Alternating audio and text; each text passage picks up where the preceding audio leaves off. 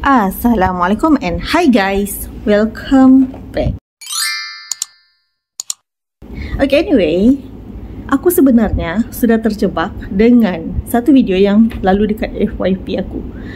Video tu diorang cakap antara makanan-makanan yang kita patut cuba dekat Street Mart, kita patut cuba dan kita patut beli. So, salah satunya adalah Opala, Oishi Opala. Harganya RM3.95. Aku sudah rasa semalam. Rasa dia sebenarnya not bad lah. Dia bukanlah macam yang macam yang aku inginkan. Dia macam mana mau cakap, dia out of my expectation. Aku ingatkan dia ni macam sejenis cookies tau. Cookies yang macam tebal, bila masuk macam cair. Tak, dia rupanya dia macam potato chips tapi dalam bentuk coklat. Dan rasa dia not bad, boleh lah. Cumanya dia mengecewakan aku sebab dia tidaklah seperti apa yang orang cakap dekat komen lah. Atau mungkin sebab aku punya lidah kot yang lain, entahlah. Okay, anyway, aku bukan mau cerita ya pasal cookies ni. Aku mau cakap yang, kau adakah staff yang perangai dia pelik? Contoh ya, bulan lepas dia minta cuti, dia EL sebab atuk dia meninggal. 3 minggu lepas dia cuti lagi, dia cakap nenek dia meninggal. 2 minggu lepas dia cuti lagi, katanya adik dia meninggal. Minggu lepas dia EL lagi, dia cakap atuk dia pula lagi meninggal. Aku tak tahu atuk dia berapa banyak. Then semalam EL lagi, dia cakap kakak dia pula meninggal. Aku tertanya-tanya ya, siapa je yang ada dalam family dia sekarang? Sebab asyik-asyik dia MC, dia EL, dan EL dia cakap dia punya family meninggal. Kau faham tak apa perasaan dia bila staff kau asyik-asyik cuti?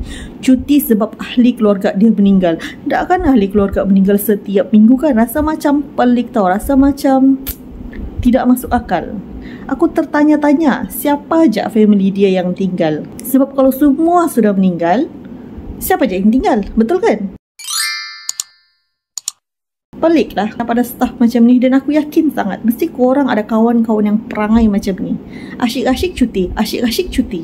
Kononnya itu meninggal lah, ni meninggal lah, tu meninggal lah. Aku tak faham betul lah. Stres aku boleh dapat staff macam ni. Itu satu. Yang kedua, period pen. Asyik-asyik cuti, setiap bulan cuti sebab period pen. Okay, aku juga perempuan, aku pun ada period pen tau. Tapi kalau kau asyik-asyik cuti, setiap bulan cuti, sebulan, seminggu kau cuti sebab period pen, aku tak boleh brand.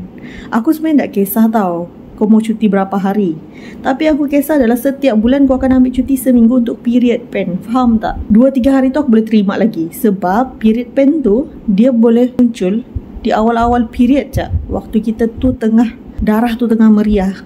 Ni kalau seminggu kau ambil, takkanlah aku cuti sepanjang period tu kan? 7 hari period, 7-8 hari.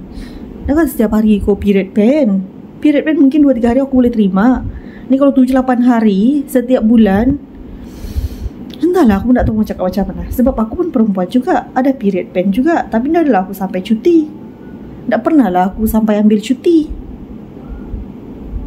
Dan aku tak kisah mau cuti, cumanya janganlah sampai 7-8 hari. Taklah, aku nak faham.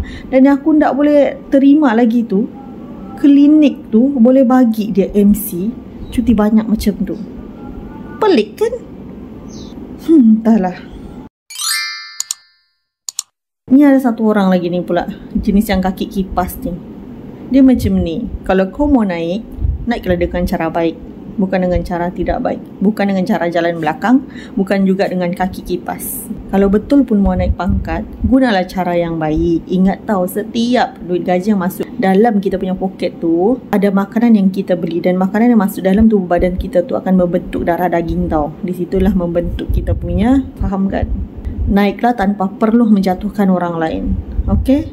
Dah lah, aku sebenarnya malas mau cakap sebenarnya pasal isu-isu pekerja ni, pasal staff-staff ni. Sebab kadang-kadang menyakitkan hati juga. Kadang-kadang buat kita rasa macam membebankan. Dah lah, kerja bertambah banyak, beban bertambah, dan kau cuti pula, lagi bertambah-tambah beban aku. Okay lah, bye. Assalamualaikum.